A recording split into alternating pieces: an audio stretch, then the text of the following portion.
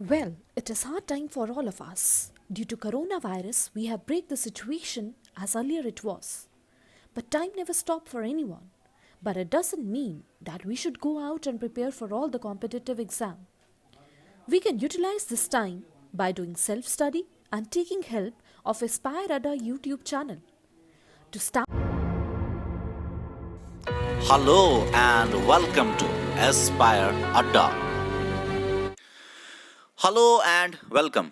इस लेक्चर में हम सीखेंगे फॉर्मेशन ऑफ इंडियन कॉन्स्टिट्यूशन या मेकिंग कॉन्स्टिट्यूशन का। आप सबको पता है कि किसने बनाया इंडियन कॉन्स्टिट्यूशन को? कॉन्स्टिट्यूएंट असेंबली ने।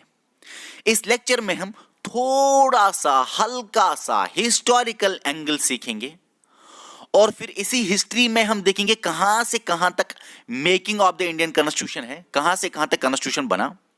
और थोड़ा सा हम हिस्ट्री जब सीखेंगे उसके बाद हम सीखेंगे ये जो कॉन्स्टिट्यूएंट असेंबली है जिसका काम था कॉन्स्टिट्यूशन बनाना, वो कैसे बनी। ठीक है, अब यही हमारा आज का टारगेट रहेगा इस लेक्चर में। डरिए मत, आपको लगता है बहुत कुछ लिखा है, लेकिन ऐसे समझाऊंगा आपको हर एक बात समझ में आने वाली है, चाहे आपको बिल्कुल भी नॉलेज ना हो।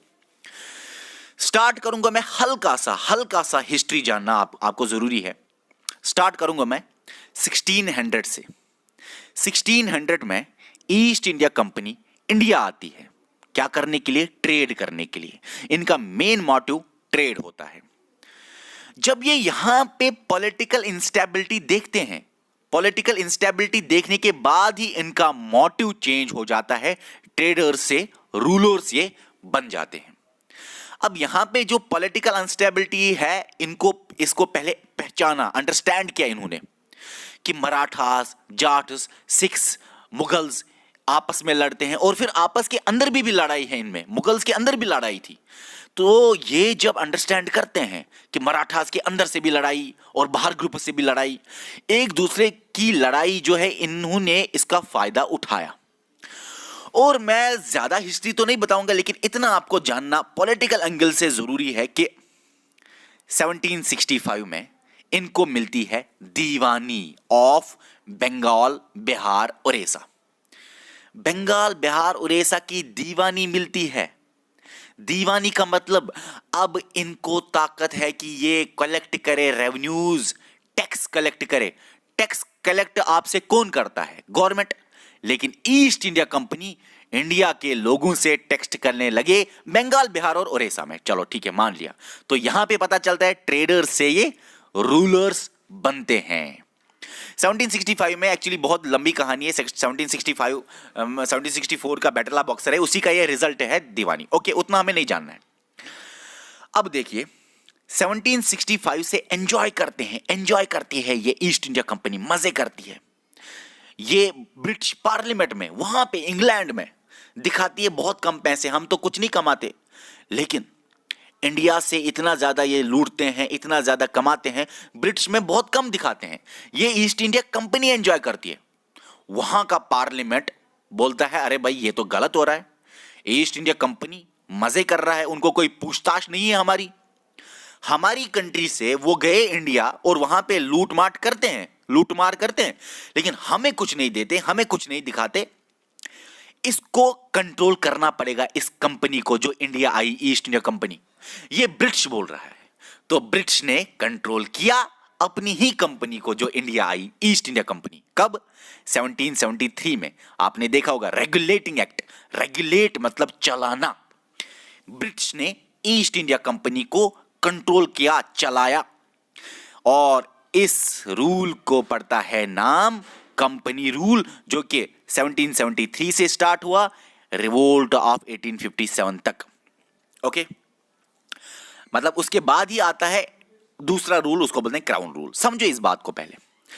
1773 से लेके 1853 तक आपको लगता है कंपनी रूल है, मतलब कंपनी चलाती है सब कुछ। ना, ऐसा नहीं है।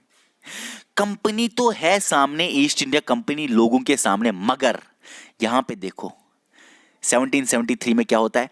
ब्रिटिश कंट्रोल करती है ईस्ट इंडिया कंपनी को।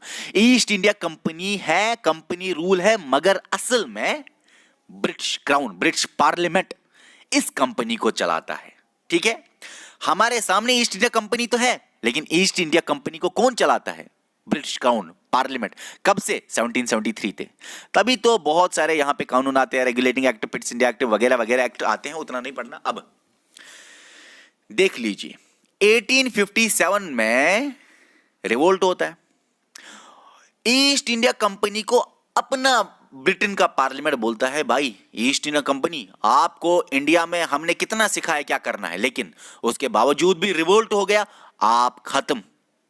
अब खुद डायरेक्ट पार्लियामेंट ब्रिटिश मतलब क्राउन रूल करेगा, कंपनी खत्म हो गई। इस कंपनी रूल में भी कंपनी तो थी सामने, लेकिन असली कंपनी को चलाता था ब्रिटेन। लेकिन फिर बोला कंपनी को आप एंड हो जाओ पूरी तरह से। अब डायरेक्ट रेस्पॉन्सिबिलिटी है ये ब्रिटिश क्राउन की, डायरेक्ट आएगा ब्रिटिश पार्लियामेंट रूल करने के लिए इंडिया को। उसी को बोलते हैं क्राउन रूल। तो यहां पे ईस्ट इंडिया कंपनी खत्म होती है जब तक आजादी होती है 15 अगस्त 1947 तक।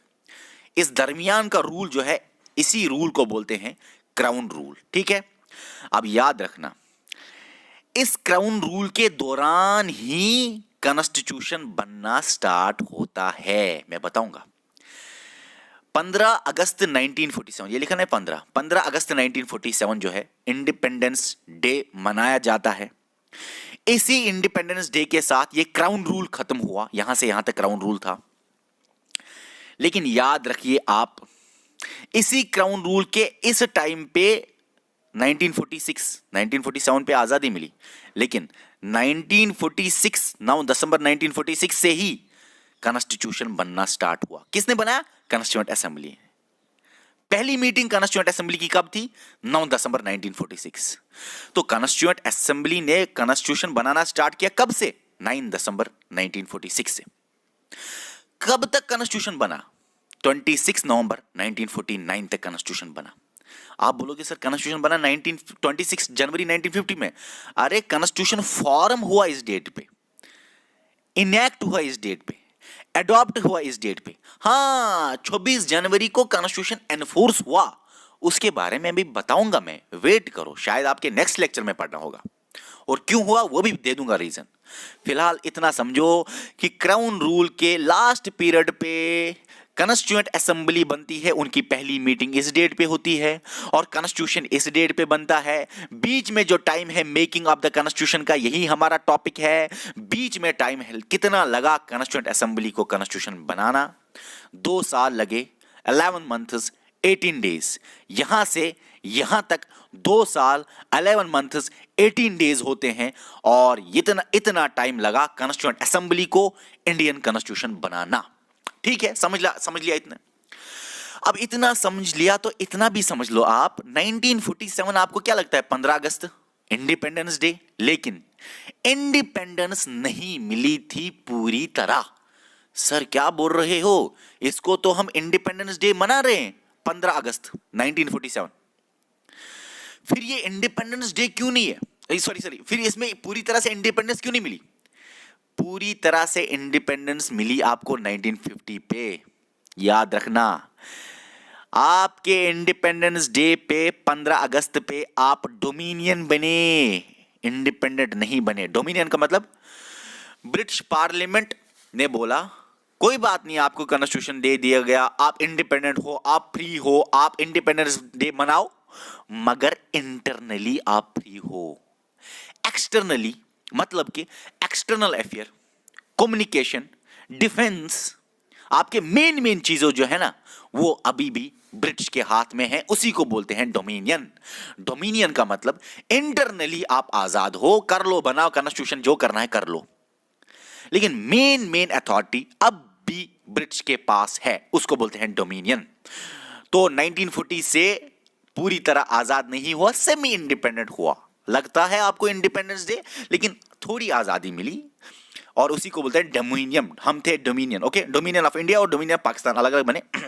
लेकिन 1950 को हमारा कॉन्स्टिट्यूशन बनता है और हम डोमिनियन नहीं रहते हैं, हम सॉवरेन रहते हैं। सॉवरेन का मतलब होता है 100% इंडिपेंडेंट।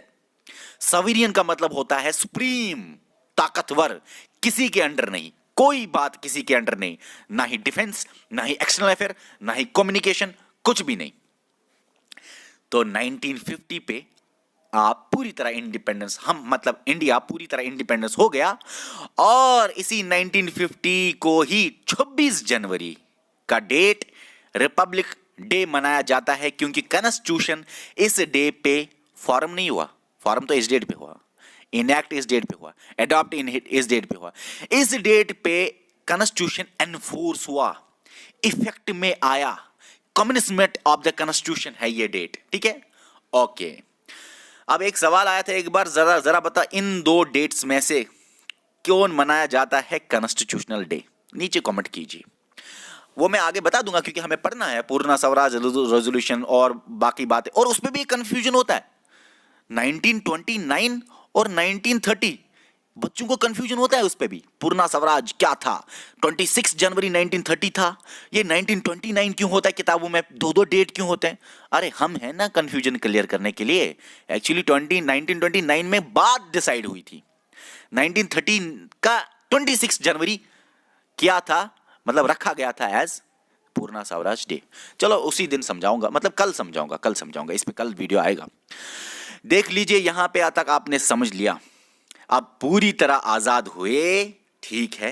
लेकिन फॉर्मेशन ऑफ इंडियन कॉन्स्टिट्यूशन में ये सब तो हम पढ़ेंगे, making of the Indian constitution, यहां से यहां तक कैसे बना इंडियन कॉन्स्टिट्यूशन। फिर हम लास्ट में समझेंगे 2020 के करंट अफेयर्स थोड़े से, 103rd अमेंडमेंट जो हुआ कॉन्स्टिट्यूशन का, 10% रिजर्वेशन इकोनॉमिकली वीकर सेक्शंस का, 104th कॉन्स्टिट्यूशन अमेंडमेंट एक्ट जो कि 2020 में यह हुआ, शेड्यूल को caste, schedule tribe, Anglo Indians का रिजर्वेशन, ठीक है ना, लेजिस्लेचर में। इसी तरह आर्टिकल 370 का removal, citizenship amendment act, NRC, NPR, ये सारी चीजें हम देखेंगे, ठीक है। ये सारी चीजें करंट अफेयर में होंगे और मैं आपको ये क्लियर करूंगा। अब 1950 तक डोमिनियन इंडिया था, लेकिन पाकिस्तान 1956 तक डोमिनियन रहा, क्योंकि उनका कॉन्स्टिट्यूशन 1956 में बना, काफी टाइम लिया उन्होंने अपना कॉन्स्टिट्यूशन बनाने में। ओके, अब हम बात करेंगे बाई फॉर्मेशन या मेकिंग ऑफ कॉन्स्टिट्यूशन की। सबसे पहले मैं देखूंगा टाइम कितना हुआ। ओके, 12 मिनट से अब अच्छी तरह आपका टॉपिक स्टार्ट होता है। देख लीजिए भाई, इसी क्राउन रूल के दरमियान मैंने बोला कॉन्स्टिट्यूशन बनने का प्लान होगा, और हो गया स्टार्ट। और 1934 में सबसे पहले आइडिया देता है एक बंदा जिसका नाम है M.N. रॉय, जो कि B.N. राव नहीं है, M.N. रॉय है ये। M.N. रॉय ने आइडिया दिया किसका, कॉन्स्टिट्यूएंट असेंबली का, जो क्या करेगी, कॉन्स्टिट्यूशन बनाएगी, ठीक है।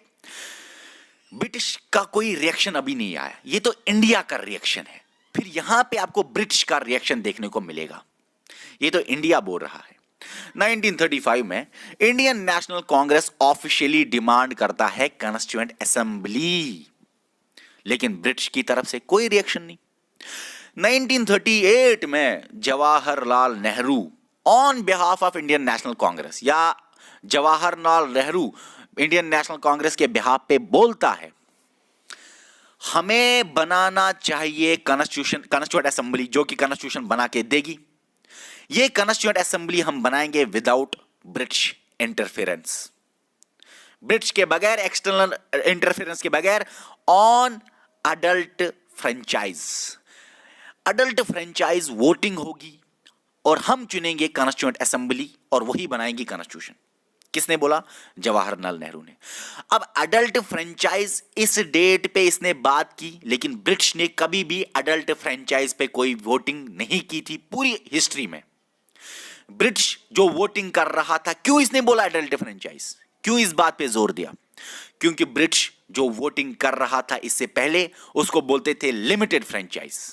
लिमिटेड फ्रेंचाइज मतलब जो कि अडल्ट फ्रेंचाइज क्या होता है, जो अडल्ट हो गए वो वोट डालेगा। लिमिटेड फ्रेंचाइज होता है जिसके पास टैक्स होगा, प्रॉपर्टी, एजुकेशन, जो अमीर होगा सिर्फ वो वाला बंदा वोट डालेगा। तो यहां पे इसने एक जबरदस्त बात बोली, अडल्ट फ्रेंचाइज, जो 18 साल क्रॉस किया है, अडल्ट है, वो डालेगा वोट कॉन्स्टिट्यूएंट असेंबली चुनने के लिए।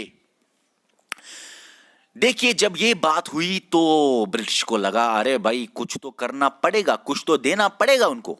अब हम पढ़ेंगे यहां पे ब्रिटिश का रिएक्शन, ब्रिटिश ने क्या रिएक्शन दिया। एक तो यहां से फोर्स चल रहा था भाई कॉन्स्टिट्यूशन असेंबली दे दो, कॉन्स्टिट्यूशन असेंबली दे दो। दूसरा भी कोई रीजन था, वो है वर्ल्ड वार सेकंड हुआ 1939 में 1945 तक, इसी दौरान ये चेंजेस आई और जापान भी राइज हो रहा था ईस्ट में, ठीक है, मतलब जापान भी राइज हो रहा था एशिया के साइड पे, और वर्ल्ड वार सेकंड भी का भी फोर्स था।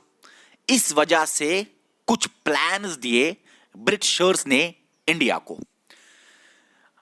अच्छा, अभी भी क्राउन रूल है, देखो 1914 मैंने आजादी तक तो क्राउन रूल चला, क्राउन रूल में ये प्लान्स आ गए।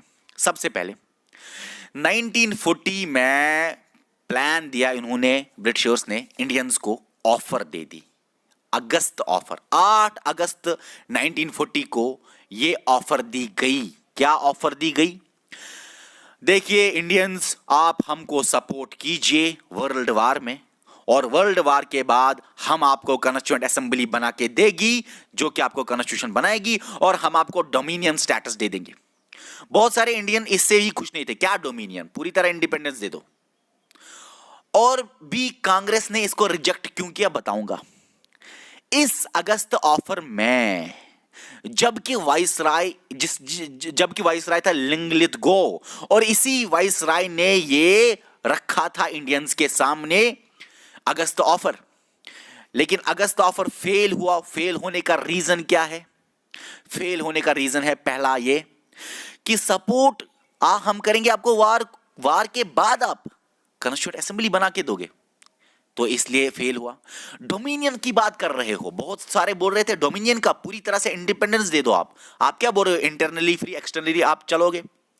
और कांग्रेस ने इसको खास तौर पे इस बात पे रिजेक्ट किया कि आपने इस अगस्त ऑफर में मुस्लिम लीग का वीटो रखा है, क्योंकि अगस्त ऑफर में इन्होंने बोला देखो कॉन्स्टिट्यूएंट असेंबली जो बनेगी और उस पर जो डिसाइड होगा, जो मुस्लिम लीग है और कांग्रेस है और भी बाकी छोटी छोटी पार्टीज है, उन सब का ख्याल रखा जाएगा, और खासकर मुस्लिम लीग जब तक अप्रूव ना करेगी कांग्रेस की कोई बात नहीं मानी जाएगी। मतलब कॉन्स्टिट्यूशन में जो बात होगी मुस्लिम लीग उसको अप्रूव करेगी, कांग्रेस भी अप्रूव करेगी, मुस्लिम लीग भी अप्रूव करेगी। लेकिन मुस्लिम लीग का खास मेंशन था, मतलब मुस्लिम लीग का वीटो था। वीटो मतलब जब तक वो ना बोले तब तक कोई भी बात कॉन्स्टिट्यूशन में नहीं डालेगी कॉन्स्टिट्यूएंट असेंबली जो बनाई जाएगी।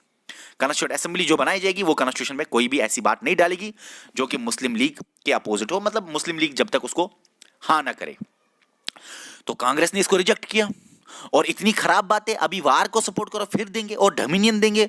अरे कांग्रेस ने, गांधी जी ने बोला इंडिविजुअल सत्याग्रह कीजिए, इंडिविजुअल लेवल पे कीजिए ताकि वायलेंस ना हो, अलग अलग सत्याग्रह कीजिए। सत्याग्रह पता है क्या है? नीचे कमेंट में जरा करो, मैं देखना चाहता हूं सत्याग्रह आपको पता है क्या है, इसका मीनिंग मुझे बता बस।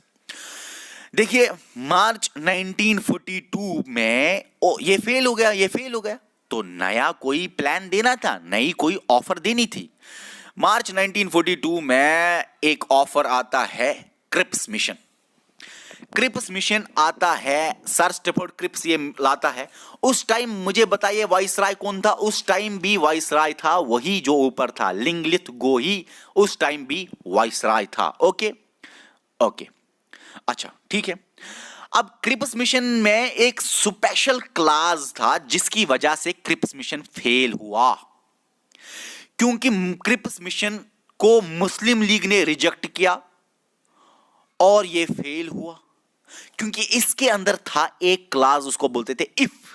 क्रिप्स मिशन ने क्या बोला कि देखिए जो हम आपको ये बातें कह रहे हैं, ये हम आपको कॉन्स्टिट्यूशन बना के देंगे, कोई बात नहीं, वार तक इंतजार करने की कोई जरूरत नहीं, टेंशन मत आप लीजिए।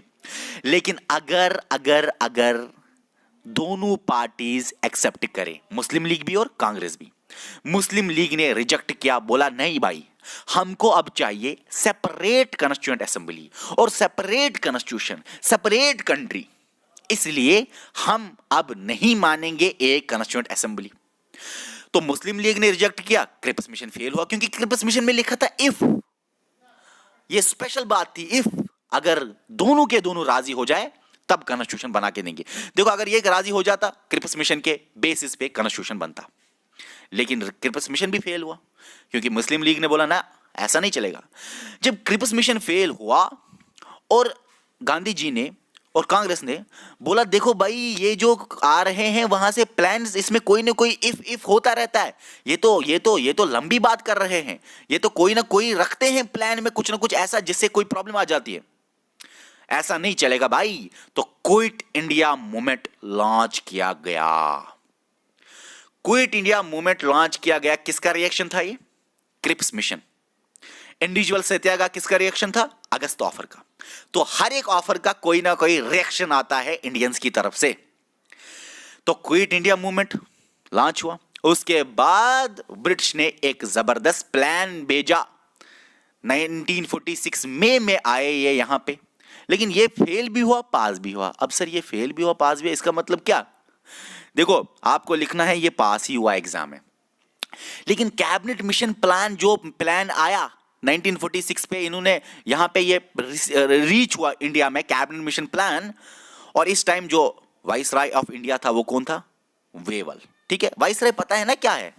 अरे भाई जब जब जब जब जब ब्रिटिश रूल आया ना, एक बात समझाना चाहूंगा बस 1 मिनट में, आधे मिनट, अरे 30 सेकंड्स में एक बात समझाना चाहूंगा।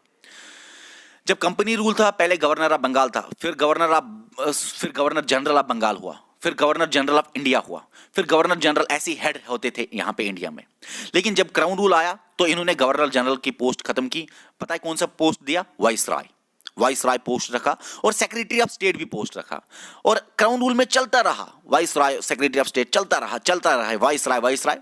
और इस डेट पे जब खत्म हुआ उसके बाद डोमिनियन में ब्रिटिश की तरफ से गवर्नर जनरल फिर से आया, गवर्नर जनरल ऑफ इंडिया। ठीक है, बात करेंगे हम, कोई बात नहीं, आगे भी ये बात आएगी एक जगह, लेकिन इतना याद रखा ना, क्राउन रूल में एक पोस्ट जनरेट हुआ वाइसराय का, और यही हम कर रहे हैं वाइसराय की बात। दोनों जगहों पे जो फेल हुए वाइसराय सेम ही था, लिंगलिदगो। और यहां पे अच्छा मुझे बताओ, वाइसराय तो ठीक है, ब्रिटिश का प्राइम मिनिस्टर कौन था इन दो ऑफर्स में? दोनों ऑफर्स में सेम था ब्रिटिश का प्राइम मिनिस्टर, पता है कौन? Winston Churchill. अगस्त ऑफर भी, क्रिप्स मिशन भी उसी के टाइम पे जो कि ब्रिटिश का प्राइम मिनिस्टर था, कौन? Winston Churchill. अच्छा, यहां पे थर्ड में वाइसराय चेंज होता है वेवेल, और वहां पे भी प्राइम मिनिस्टर दूसरा होता है, पता है कौन? क्लीमेंट एटली। अगर आप लिखना चाहते हो लिख लो। अरे क्लीमेंट एटली ने एक जबरदस्त बात बोली, पता है? Clement Attlee prime minister of Britain, फरवरी 1947 में पता है क्या बोले उसने? अरे भाई जल्दी छोड़ो इंडिया को, जल्दी छोड़ो, जल्दी वापस आओ, इंग्लैंड अब लीव करेगा इंडिया बाय जून 1948। इंडियंस ने बोला अरे भाई इतनी जल्दी क्यों जा रहे हो, इतनी जल्दी मत जाओ। पहले तो इंडियंस बोलते थे जाओ जाओ, फिर जब क्लीमेंट एटली ने बोला हम जल्दी निकलेंगे, इंडियंस ने बोला अरे अभी इतनी जल्दी मत जाओ, पहले हमारा ये साथ दे दो, ये मसला हल करने के लिए।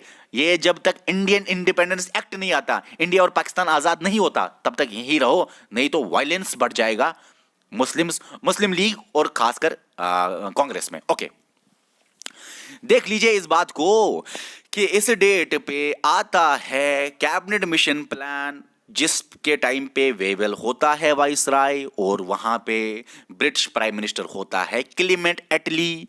ये फेल होता है क्योंकि कांग्रेस और मुस्लिम लीग किसी एग्रीमेंट पे नहीं आते थे, जिसमें इस कैबिनेट मिशन प्लान में फिर चेंजेस लाए गए और बाद में ये पास हुआ, और इसी कैबिनेट मिशन प्लान से फिर कॉन्स्टिट्यूएंट असेंबली बनी। लेकिन कैबिनेट मिशन प्लान के 3 मेंबर थे, अलेक्जेंडर लॉरेंस क्रिप्स, ऐसे मैंने याद रखा है, आफाक लाउ क्रिप्स, क्योंकि ऊपर क्रिप्स मिशन है ना, क्रिप्स मिशन में क्रिप्स बनता था, वो यहां पे भी था। अब मैंने ये लिखा है फॉर्मूला, आफाक लाउ क्रिप्स, अलेक्जेंडर लॉरेंस क्रिप्स, मतलब ये खुद याद रखने के लिए मैंने रखा है। ओके, ये जो कैबिनेट मिशन प्लान है वो उसी के बेसिस पे कॉन्स्टिट्यूएंट असेंबली बनी। ठीक है, अब देखो एक्चुअली इतना आपकी किताबों में नहीं होता, लेकिन आपको मैं बताऊं कैबिनेट मिशन प्लान 2-3 में फॉर्म्स में आया था। कैबिनेट मिशन प्लान 1 जो कि फेल हुआ, फिर थोड़ी चेंजेस इन्होंने लाई, कैबिनेट मिशन प्लान 2। तो इसी तरह कैबिनेट मिशन प्लान में थोड़ा सा फेलियर हुआ, पहले नहीं आते थे किसी एग्रीमेंट में, फिर पास हुआ। लेकिन याद रखना अलेक्जेंडर लॉरेंस क्रिप्स इस कैबिनेट मिशन प्लान के प्लेयर्स थे, लेकिन ये जो वेवेल है ना वाइसराय, वो भी इनके साथ काम कर रहा था। अगर ऐसा कभी सवाल आए कैबिनेट मिशन प्लान में जो 3 मेंबर्स थे सिर्फ उतने ही काम कर रहे थे क्या, या कोई और भी था उनको असिस्ट करने के लिए? Viceroy, Wavell. Okay, cabinet mission plan की वजह से ही कॉन्स्टिट्यूएंट असेंबली बना, तो मान लिया ठीक है।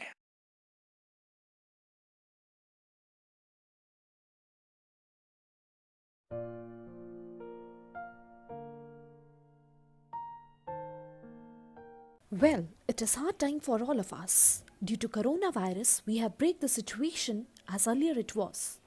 But time never stopped for anyone. But it doesn't mean that we should go out and prepare for all the competitive exam. We can utilize this time by doing self-study and taking help of Aspire Ada YouTube channel. To start with, you need to prepare a proper schedule for all the subject, and without going out, you should complete all the syllabus by yourself. And when the critical situation will end, here you are. Hooray! You are ready for all the competitive exam. Utilize this time until it go. Aspire Ada Institute, best institute in Jammu for all the competitive exams. We care for you. Stay home.